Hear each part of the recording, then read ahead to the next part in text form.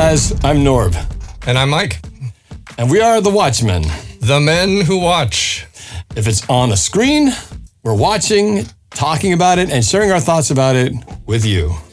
Today we are going to talk about one of our favorite movies of all time, for sure, called Braveheart.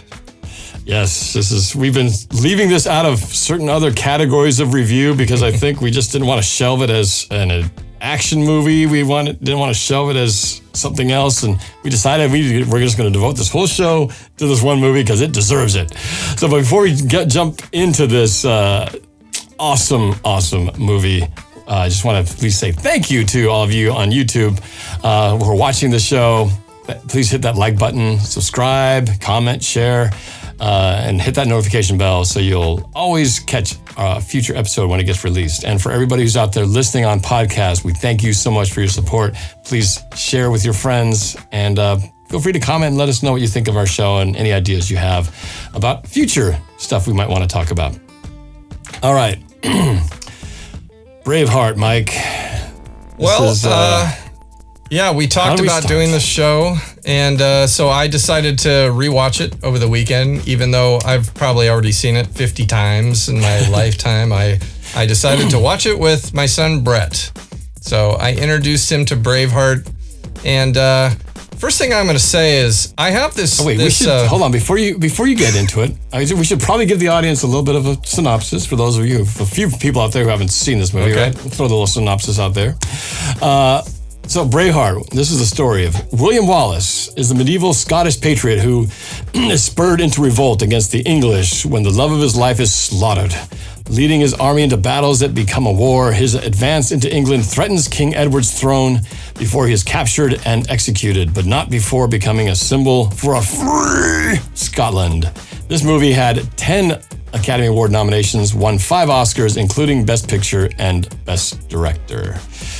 All right, sorry to interrupt you like that, but you were saying that you watched it with Brett, and I got to add too that I watched this with my girls a few weeks ago, so this is relatively fresh in my mind as well. So it's fun that we got to introduce this film that I've been waiting a long time for to finally do. So it's great to talk about it since this was finally the time we got to enjoy it with our kids.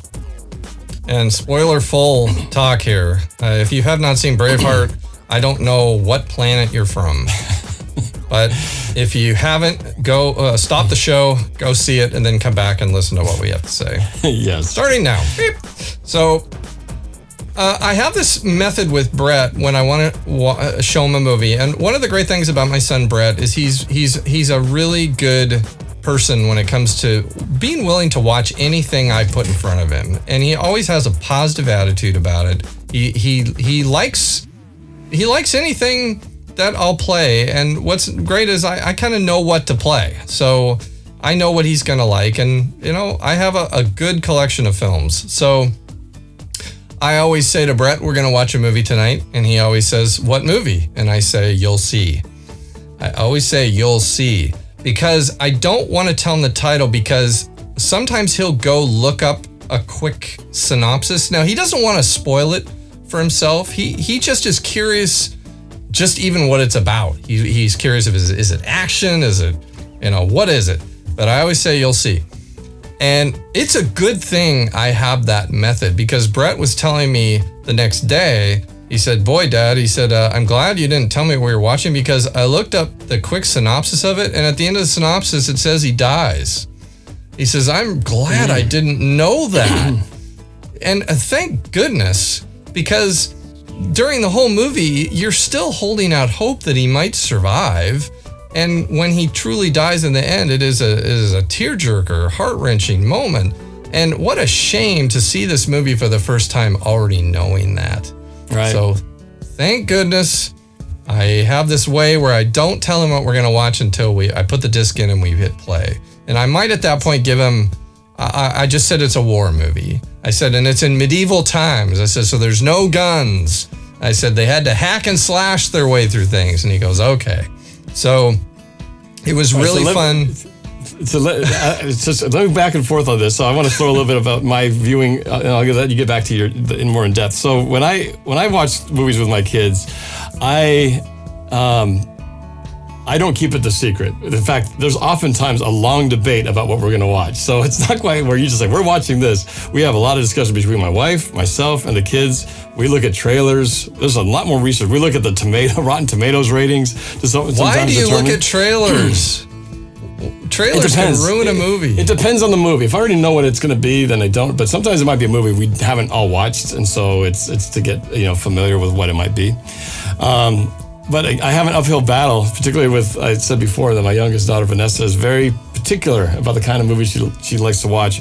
And she has specifically stated she doesn't like war movies. So, of course, when I brought up Braveheart, it certainly wasn't without some resistance, because it's hard to say, what's this movie about? Well, there's definitely some war to it. So it was not an easy sell, but I'm glad.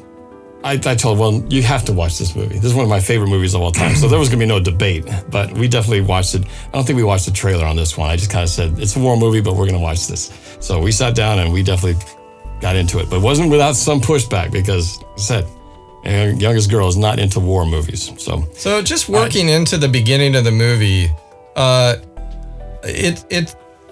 just getting into the movie, I was so much enjoying reliving all the sample moments that we have sampled all over the years. This is just a sample fest of just one-liners, dialogues, looks, moments, so many great samples. I mean, just everything. What kind of meeting? I mean, we just have so many good ones. But just to continue in the spirit of the back and forth, like you were saying, I want to talk a little bit about the age difference between William Wallace and Morin. So I want you to tell me about how your girls reacted to that. Okay, it's funny because my girls pay attention to things that I don't normally pay attention to. And right off the bat, in the start of the movie, you're introduced to young William Wallace and his future love of his life when he's maybe 10 years old. And the girl has got to be maybe at the most 7. So there's maybe a 3-year difference. And at the time, the girls were like, oh, he's kind of cute. And oh, it's so sweet. And oh, I bet they're going to get together, blah, blah, blah. So they're speculating on this romance. And then, of course, he goes off with his Uncle Abigail to go learn the ways of the world. And he comes back. And of course, he comes back and he's like almost 40. I think that's a little bit of a stretch of what really happened in real life. I think he came back and it was more like early 20s probably, but we make that bend. But we came back, and as soon as he arrives back at home, the girl's like, ugh, because he went from this young, cute kid to suddenly he's this almost middle-aged man. And then when he gets together with a girl, her first thought is, she's not as pretty as we thought she was going to be. And then 2, she's like 20 years younger than him. That's the first thing they thought. Man, that is so condescending. What? That is so condescending. She's not as pretty as we thought. Man. Oh, yeah, that's because when they first saw her, they go, oh, she's really pretty. I bet she's going to be really pretty when she grows older. So they noted that. Pretty.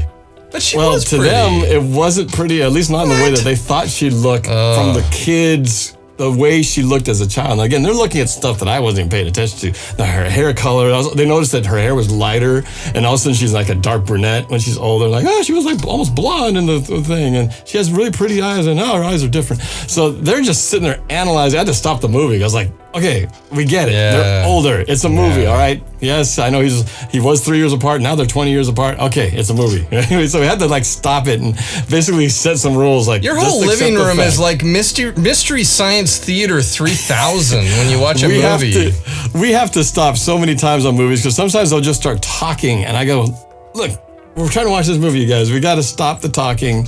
If you have a question, ask it now, but we need to stop the chatter because you're missing out on all this important stuff. So, hey, I got a solution for you. This is how you fix that, Norb. From now on, when you watch a movie with your family, put a microphone on every one of them and digitally record them and say, I'm going to record your talking through the movie and I'm going to make it into a show, and I guarantee you they won't say a word.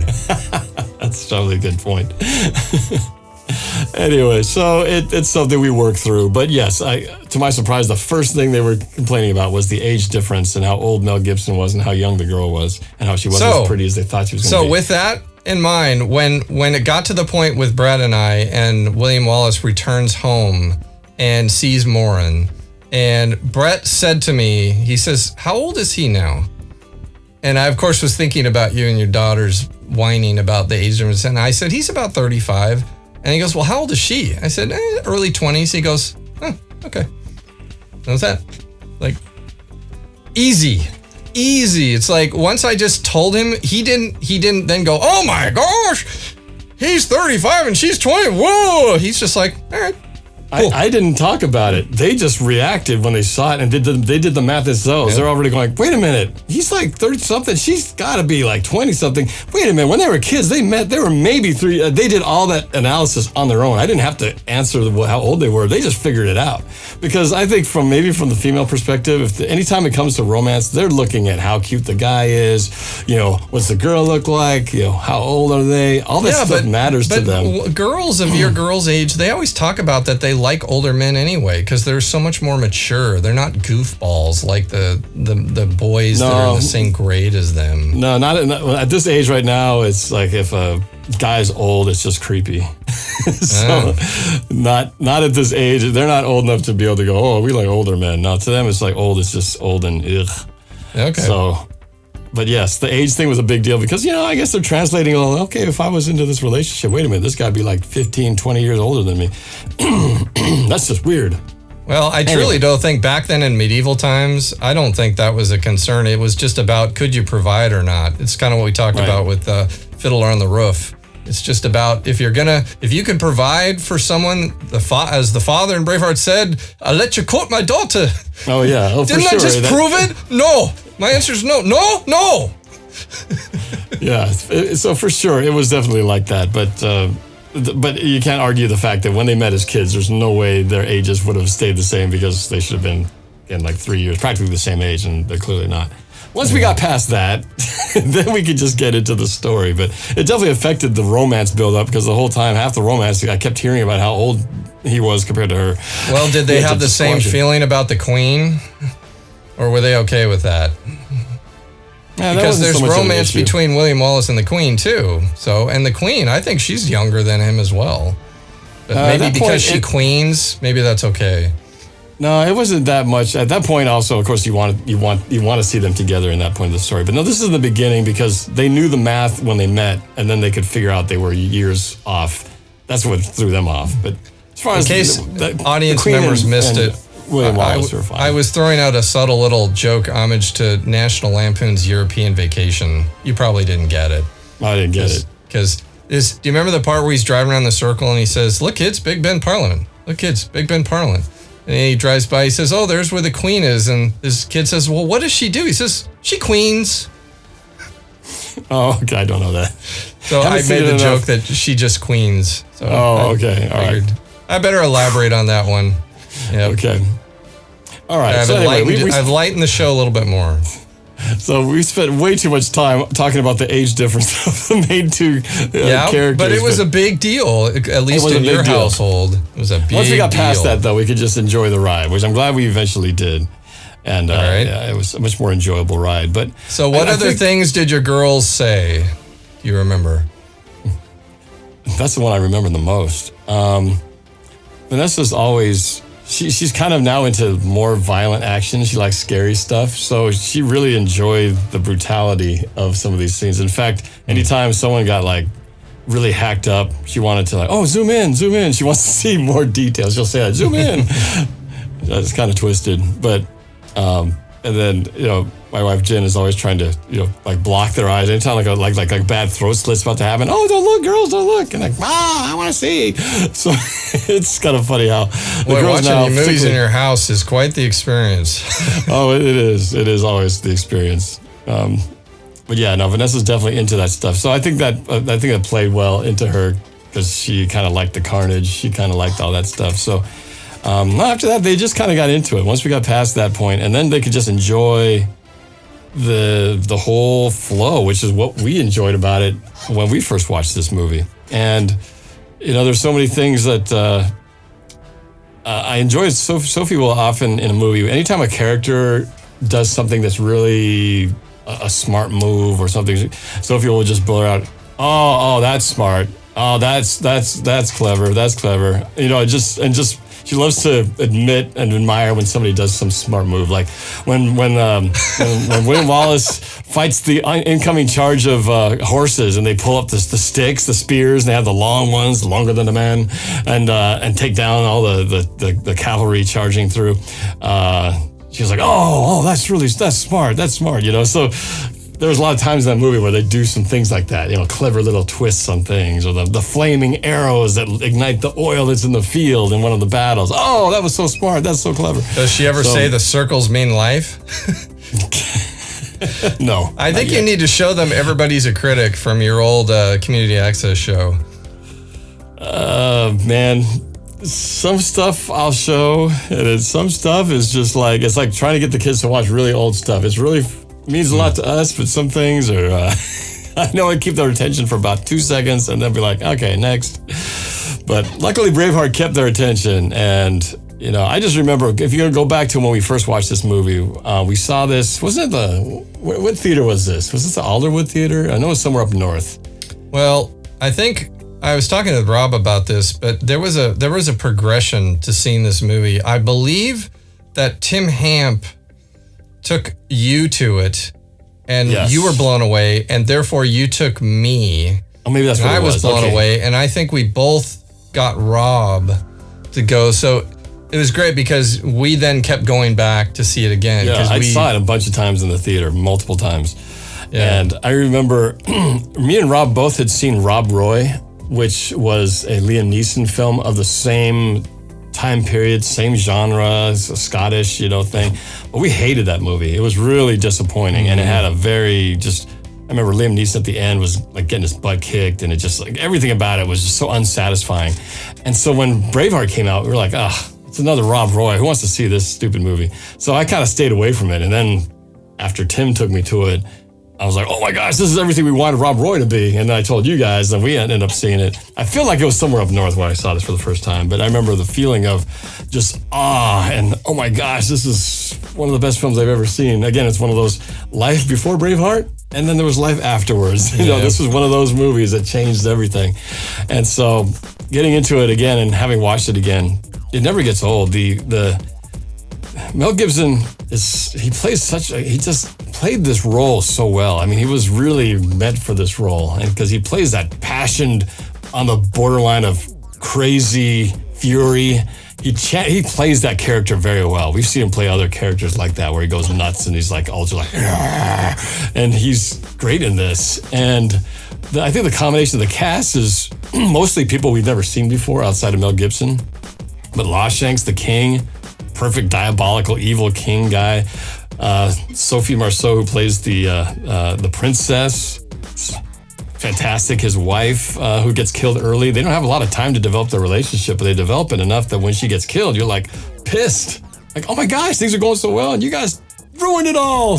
Get him, Mel. You know, so I think it just so much satisfies. There's so many moments of victory and anger at being defeated, and then ultimate betrayal, where who you thought were your friends, Robert the Bruce, the one guy who William Wallace believes in and says, you can lead this country. And then in the battlefield, he betrays him in the worst possible way. You could see in his face, and it's tearing me apart. Just so good. And some of these shots in the movie are done just by looks and no dialogue. And that's what I found, wow, Mel Gibson is powerful as a director, how he can do some of these scenes with just no dialogue and just looks and in the eyes of the actors. Did such Actually, a great job rewatching it again just now reminded me in a way that I feel like, I don't know the actor's name, but Robert the Bruce's character, I think, goes through more torment in ways than William Wallace does, because he's being torn at two sides of William Wallace saying, you know, if you would just get them to follow you, I would follow you. Yeah, and just lead them. And then he's got his father who's basically just saying, you just need to do what I tell you and you'll get your land, you'll get your title, you'll be safe, and you'll be a king. It's time to survive. His father continues to push him, and then his own father goes around his back. And I mean, I think the torment that you see him go through in ways I think is greater than even what William Wallace is fighting for a very clear thing. But Robert the Bruce, he is so tormented and he's struggling so much to figure out what is the right thing to do. And he's caught in that line of doing the political right move, but wanting to do what he feels is right in his heart. And he's constantly going back and forth. And definitely the one who represents that torn character and is a great one, because you see his flip-flopping and the desire to do what he wants, but having to listen to his dad, and then the ultimate betrayal is that scene I just talked about. One of the best moments in the movie where Mel Gibson does a great job of feeling like his whole soul, everything he was fought for, was just ripped from him, and gives up, lays down on the field and just says, I don't want to live after this. And then he gets whisked away to survive. But I remember that moment. It was like, oh my gosh.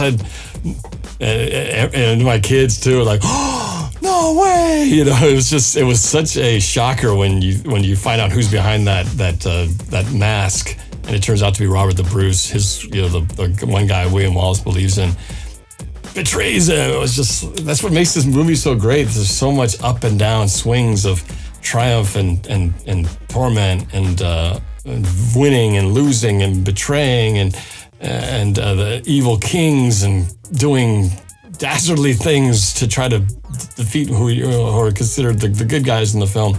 And then at the end, to not have the Hollywood ending where Mel Gibson gets tortured and you're expecting someone to ride in and shoot an arrow through the rope and free him and ride off and escape with him. But no, it's not just that you're expecting, you're hoping and praying that someone will save him. I mean, his two friends are out in the crowd, and you're hoping that they're gonna save him. And there's a moment where you realize he can't be saved. And I think the first time I saw this movie, that's where the tears started streaming down my face, because he's gonna die, and he's gonna die this awful death, and no one can save him. And that was the ultimate tragedy, where you talk about Robert the Bruce feeling that betrayal when he saw it in his face and it's tearing him apart. I actually think his betrayal was even more raised at an even higher level when his father betrayed him, because there's the two betrayals. It's when he betrays William Wallace, but then he feels so bad about it. He doesn't want to feel bad, so he invites William Wallace to come make up. And he sends him the very piece of cloth that was what was bound William Wallace and Morin to be married, to be husband and wife. He sends him the cloth to basically say, I recovered this cloth that I know means everything to you. Please come talk to me. And so he shows up, and of course, his father went around his back and made an arrangement that William Wallace would be beaten and captured by the English and taken away. And when he comes up the stairs and just yells, Father! Comes up and he says, you finally learned to hate. He says, my hate dies with you. And he slams the door. Says, that's the kind of line you can write on a script. Yeah. That's the kind of line you can write on a script, but the way he says it, my hate dies with you. And to me, I think that is the highest level of passion in that movie right there, and anger and everything, of just betrayal, anger, passion, all wrapped up into one. One thing Brett commented on that I thought was interesting, probably is one other big comment, is he said to me towards the latter part of the movie, during the big battle scenes, and there were a number of them, he said, how did they do all those CG characters in the background like that? I said, Brett, they were not CG. I said, those were all real people. And I could see his eyes blinking, and he said, you mean they hired all those people? I said, yep.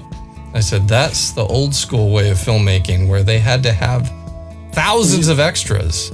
It's kind of interesting that they did, because that movie came out in 95, and Forrest Gump came out in 94, and they were already doing crowd duplication. Yeah, but that was with a locked camera.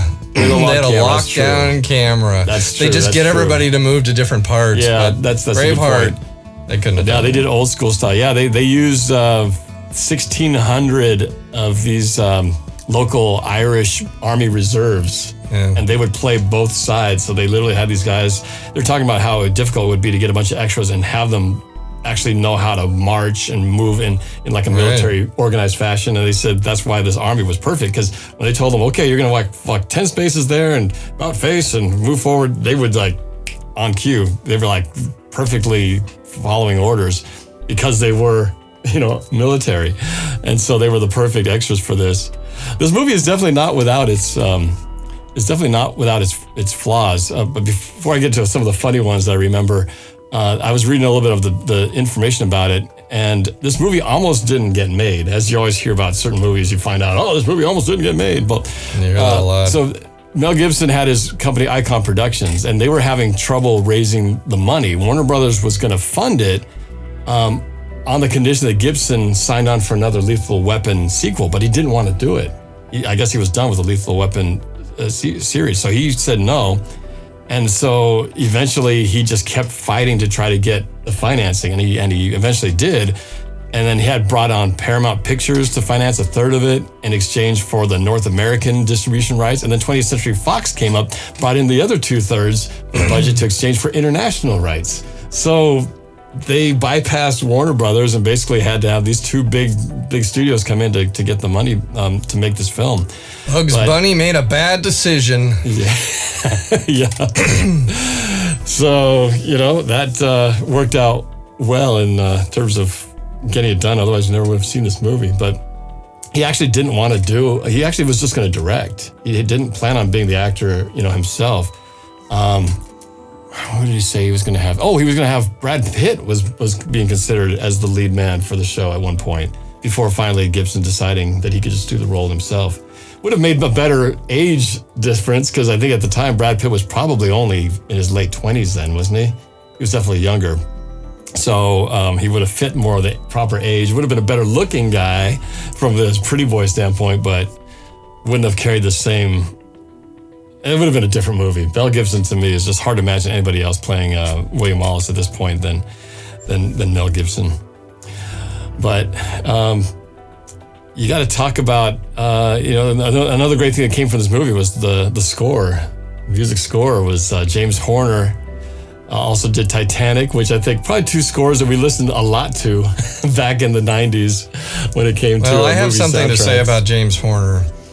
Watching Braveheart again and listening to the score, which I love very, very much. I mean, even today, I was just kind of in my head, I was going, dun, dun, dun, dun, dun, dun, dun, dun. I mean, it takes me right there. But I was talking about James Horner on an earlier show about how he ripped himself off pretty big time from going from Battle Beyond the Stars to Star Trek II, The Wrath of Khan, to Enemy at the Gates. And we were talking about Glory, and I love the Glory score so much, and that's James Horner. And watching Braveheart, I did not realize until watching Braveheart again how much James Horner ripped off his Glory score to go into Braveheart. They are so similar. But that being said, I forgive James Horner 100% because I actually truly believe James Horner to be one of the greatest composers ever. And I'm okay if he takes parts of what he did in one movie and uses it in another one. Because the thing I reminded myself of this time is, and this is going through the experience of us being filmmakers, especially seeing how sometimes you do music for clients, they never give you enough time. You are always, they say, Norb, I need you to do this music, and can you get me a rough tomorrow? Just whip up this 30-second musical piece. And I think maybe James Horner in a lot of these movies, he probably wasn't given as much time as he would have liked to really write brand new stuff. And so I think as a composer, sometimes you have to take from what you've done before simply because you don't have the time. And so I am going to figure that maybe when he was doing Braveheart, maybe he didn't have enough time to come up with a completely original theme. But it's totally okay because I love the theme from Glory. I love the theme from Braveheart. And it really reminded me of how much I love James Horner as a composer.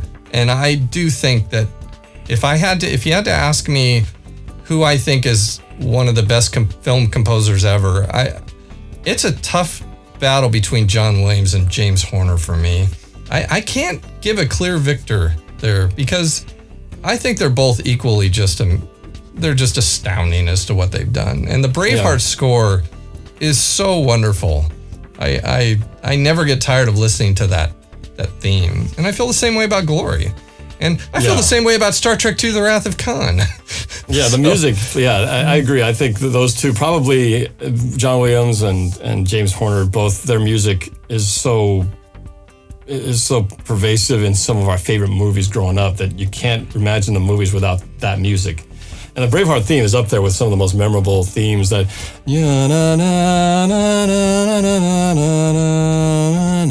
I mean, that theme is just beautiful. I love to play it. It's very simple, but it's powerful.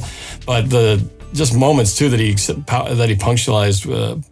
punctuated with his music, like that scene when Mel Gibson comes back to avenge his wife's death, and it's him just in slow mo working his way in. I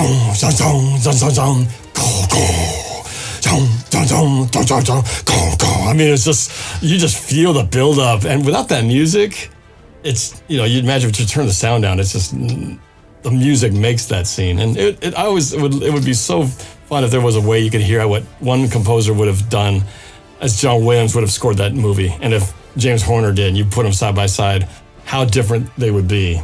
They both would be good. They would just be different flavors entirely. Totally different. But yeah, that is definitely one of my favorite soundtracks of all time. You bring up the slow-mo in Braveheart, and of all the war movies I've seen as of late, I think Braveheart probably uses more slow-mo than most of them.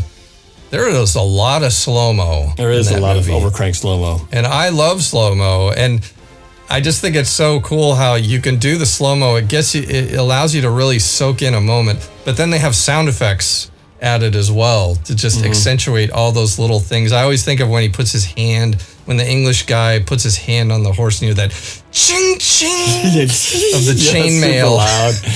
Super loud. Very unrealistic, but very cool.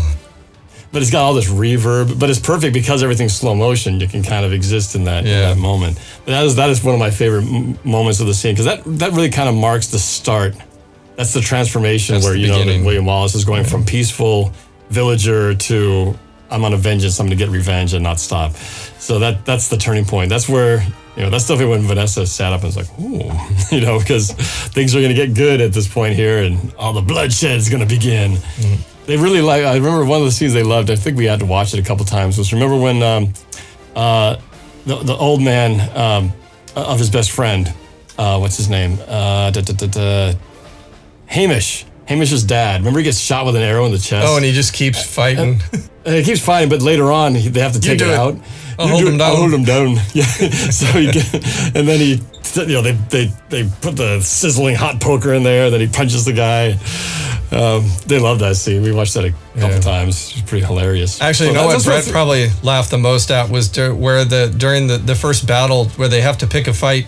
The whole side of the Scottish side presents themselves, I'll use the term they use in the movie, to the English, and then they turn around and lift up their kilts to all show them their butts, taunting them. And I think Brett was really laughing, and I think what's funny about that is it's just not what you expect to see in a battle. Yeah. Well, first you don't imagine guys with their junk just hanging out, because normally you imagine wars, you're going all kinds of armor and stuff. These guys just got skirts with no underwear. I know. You're as vulnerable as you can be on that battlefield. It's kind of crazy. Right? But there were some funny things we laughed at. I think what's great about this movie is, besides all the emotional swells of the extreme intense fury to the victory, to the defeat and agony, and him getting killed at the end, there's a lot of funny moments in this movie too. I mentioned one of them, but that's just one of many little. They're not LOL, laugh out loud kind of crack ups, but they're enough to make you just giggle sometimes. And so, his friend, says, "Yeah, Ireland, it's my island." Yeah. And he says, "Maybe I'm mad." He kind of makes the funny laughs. Yeah, that guy was definitely some comedy relief. Yeah, that guy was great. He was just a little bit off in a good way. He wasn't right in the head. Throwing the rocks. Yeah, he wasn't right in the head. So, yeah, the humor is nicely woven in there, as well as the romance. He gets to romance two women in this show. It was great, I didn't think you were in the tent that at all. But we had some laughs. There's definitely some moments, some I had to point out, some they saw on their own, of just things that were probably mistakes these days that they probably clean up digitally or just would have edited around.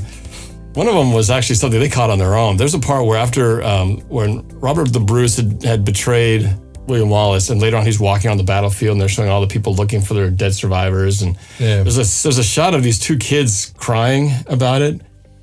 And I think the girl, there's maybe a boy and a girl. The girl looks like she's laughing, And I noticed that before too. And this time when the girls were watching, they said, was she laughing? And we actually would look back and it looks like the kid's like doing like a fake, but sometimes people cry and they look like they're laughing. Yeah. It's got that borderline laugh cry.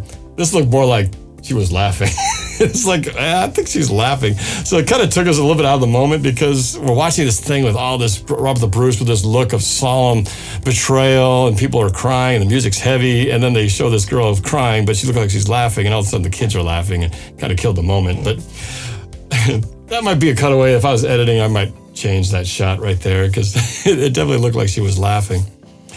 But you remember there's some other moments of, call it bloopers or maybe unseen things that they just didn't catch.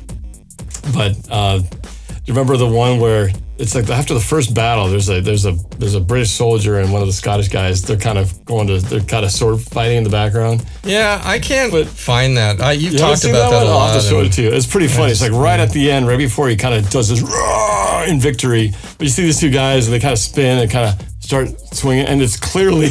They're just going through the motions. Just kind of rehearsing. Probably didn't think they were going to be seen on camera.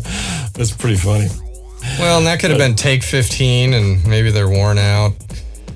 Another thing I found this time watching the movie is my respect for the actor, and maybe you've got it in your notes, the actor who played Longshanks. Basically the main...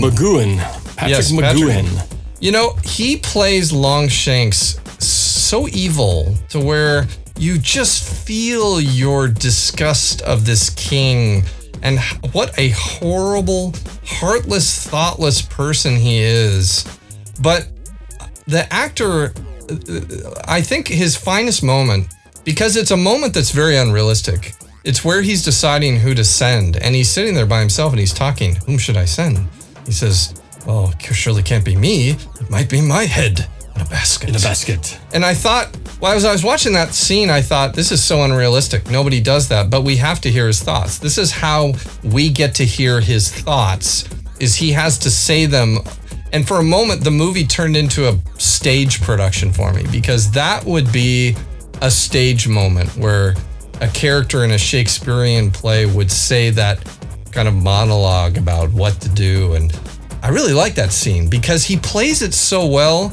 For the last 50 times I've watched that movie, I've never thought about that.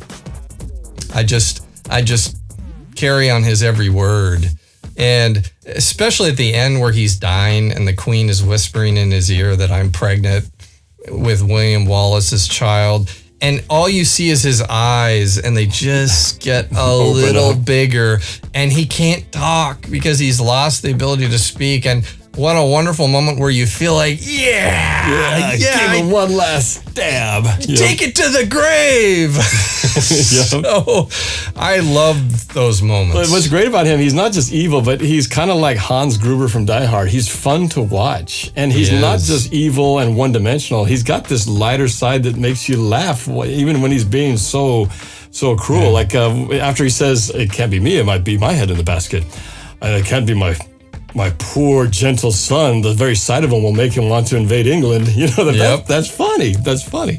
And then, good. when right before that moment, he's talking to Philip, the boyfriend of the prince, and he says, "Is he qualified? I have training in arts and strategy," or whatever he says. What would you make of the current situation? And throws him out the window. It's so shocking, yet at the same time, it's funny because you just don't see it coming. Well, and his friend speaks up and he says, "Who is this person who talks to me as though I asked for their advice?" Yeah, yes. Right there, you just think, "Oh, you're dead." Yeah. We will stop him. Well, just the whole part that leads into that scene where they're waiting for him. He returns from France, and remember his son is sitting there, and all you hear is the footsteps coming up. And even at that point, Brett goes, "Oh boy." What a great tension building moment. Where that's again one of those sample quotes we have where he says, "You need to stand up to him. I will stand up to him and more." Yep. And of course, he's got no chance of standing up to him. He's just stressed the whole time. I go, God, my dad's coming up. He's going to kick my ass. Yep. But great quotes. So many Peace lines. Peace is made in such ways. Slaves are made in such ways. Yep. Yeah, it was very enjoyable to watch this movie again. I haven't watched it in a while. I watched it a lot back when it came out and probably the first 10 years after. But What a great movie to revisit and just. And it hasn't after not having watched it in a long time and then watching it again. Other than the age thing that was brought up to my attention with the girls, it really hasn't lost any luster. It wasn't one of those things where I go, oh, it's just not as good. It still holds up from just again, the script is so well written, the cast and the acting is so excellent, and the only thing I would probably say that probably is a little bit now somewhat dated, and would probably be the reason why for the longest time this movie has been number one in my mind in this genre forever, and I was almost sad to say it, but really on your encouraging, having watched Game of Thrones, that finally knocked it off the pedestal, mostly because it was like Braveheart spread over,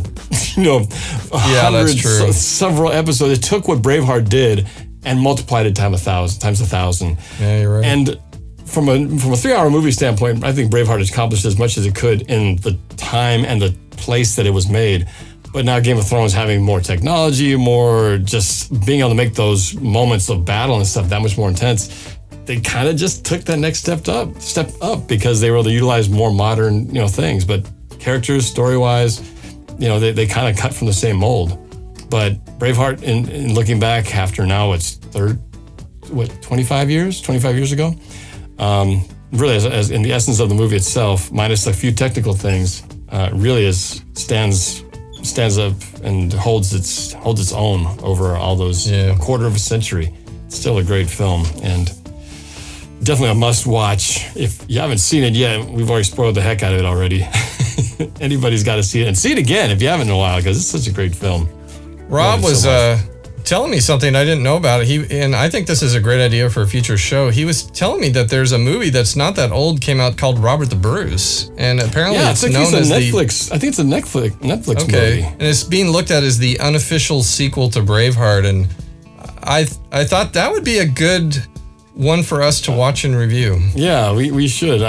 I feel like there's going to be something disappointing about it. That's okay. Again, every time we follow a classic, it's hard to follow up. But if it is played by, I don't know if it's played by the same guy or not, but if it's anything in the realm of Braveheart, it would be fun. I think it takes place after where Braveheart leaves off. So yeah, we should definitely do it because let's put that on the list. Visit that world again. So I think if there's anything else. A couple of the funny things that we noticed. I told you about the two guys who didn't look like they were really trying to fight, but at the end of the movie, if you watch when they're running the whole minus William Wallace, they're showing a shot of them charging towards the camera, and it's in slow motion, but their weapons are clearly made of rubber because some of those knives and axes as they're running are like waving in the wind. It's the Batman ears. Yeah, like the Batman ears. But yes, they wave and wobble. I never noticed it the first time. I can't remember when it was pointed out to me, but once you've seen it, it's hard to miss. But if you don't think about it, you just sort of ignore it. But one of those small little technical things, and maybe a slightly firmer piece of rubber might have been would have been a good call there. One thing Brett was a little critical of is during the opening part where he hits his friend with a rock, and he hits his friend in the head with a rock. Brett's mindset was that if you got hit that hard with a rock, you should be knocked out cold. And in the movie, whether it's the part where they're kids or when he returns and he hits Habish with a rock and Habish kind of sits down and then they all laugh and he gets up. He says, "Well, welcome home." Brett seemed to think that there's no way you could still be conscious if you got hit that hard in the head with a rock. So that was, I guess, his one critique. I guess I would probably defend that by, the rock was like kind of like that big. It's like maybe hand-sized.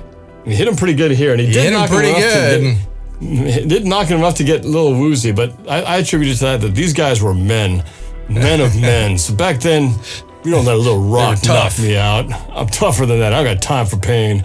So they lived in a much more tougher world back then. So that's why he didn't get knocked out, because they're tough. Their brains were tougher. Their brains were stronger than our brains these days. So you wouldn't get knocked out. Very well rationaled there. Manly man. At least that's how I look at it, because they probably were. They probably ate rocks for dinner, so they were much tougher than the wussies that we are today. Oh, man. What else? I think we've kind of said it all. Nope, I think that was a nice tribute to Braveheart.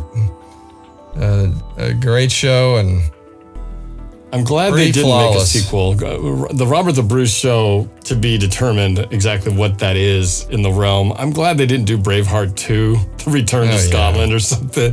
Return to Scotland. Bad. Just not something we would have needed to see, and definitely would have disappointed, much like the other shows we've talked about in the past. The problem with Scotland is it's full of Scots! Oh man, the quotes. Probably one of the most quoted movies in our history. Yeah, I the last quote story, I remember, because after we saw it, you and I would just every day rattle off Braveheart quotes. We would try to out-create the other person by coming up with something new. And have the courage to fight. I remember I got you good. I remember it came up one time we were talking, and I went, "Excellent bastard!" And you lost it. I remember you were laughing so hard because that was one we'd never used until that moment, and you knew exactly what it was. And I remember it was a fun moment. You were laughing really hard. Oh yeah, that was one of those things where my interpretation of what I thought I heard him say, which I know wasn't right, but it was just funny that that's what it sounded like to me. Instead of it's supposed to be insolent bastard, it was excellent bastard. Yeah, that sounds good. He's such an excellent bastard. The other favorite one isn't even a quote, it's a sound. But there's a part in the movie where the nobles have betrayed William Wallace, and one of the nobles has a dream of William Wallace charging in on a horse in all his war paint makeup. He wakes up from it, and he takes a big, deep breath, and then there's a sigh of relief that it was just a dream. He goes, and I don't know how many times we've imitated that sound, but it never gets old to imitate that one. Classic. Do it, man. Do it. It hurts my throat these days. I can't do it as well as I used to. I was just going to let you do it. Well, you sound like you're struggling with it, though. No, there's no struggle, man. What I meant it to sound like. Maybe not as good as you, though. Anyway. I can't do it as well. All right, so you got a surprise to go with this film? Yeah, I have from my collection here the sword used in the movie from Braveheart, William Wallace's sword. I collected it. It was only cost me like $10,000. In other words, I don't have any Braveheart collectibles. I don't think they made many. There's no Braveheart cards, no with Braveheart scenes from the movie. There was no Braveheart video game. So I have nothing. So if you have something or a final story to share, Norb, go for it. I don't think I have one. I think I shared everything to be shared that I had on this movie. There was no Braveheart candy bar made, no Braveheart SpaghettiOs and meatballs. There's no Braveheart cereal. They didn't do a lot of product merchandising on this movie. I think it was. They could have made a Braveheart action figure. That would have been kind of cool. Maybe they did. Maybe they did. Maybe in Scotland they have one. I wouldn't be surprised in Scotland. It's full of Scots. That's true. But yep, that will always be one of my favorites. But yes, and maybe we'll have to talk about Game of Thrones on a separate show, just because it took a lot for me to think, wow, I think I just found something that toppled Braveheart from the top in terms of big adventure movies of the swordplay variety, and they did it. They had the benefit of how many seasons? They had the benefit of time. The benefit of 8 years to do it. Yeah, and that would be fun to talk about. But yep, Braveheart started first, though. Definitely one of the all-time best. All right. Okay. I guess that wraps it up. Again, we want to thank you guys for watching on YouTube, and those of you who are listening on podcast. And please, if you guys have any ideas or would like to send us a note or any feedback, a comment on the show, we would love to hear from you. So we have our email. You can find that, send it to us, or comment on the YouTube channel or on the podcast if you're able to. We'd love to hear from you. But we do appreciate your support and your watching our shows. It's for you that we do this. Thank you very much. Yes. I'm Norb. And I'm Mike. We are The Watchmen. Thank you for watching, and we will see you next time. Thanks for watching The Watchmen. Please click on here to watch other episodes, and be sure to hit that like button too. And please subscribe and hit that notification bell. That way you'll always be alerted to any future episodes. It really helps us out, and we appreciate it. We'll see you next time. And remember, we'll be watching.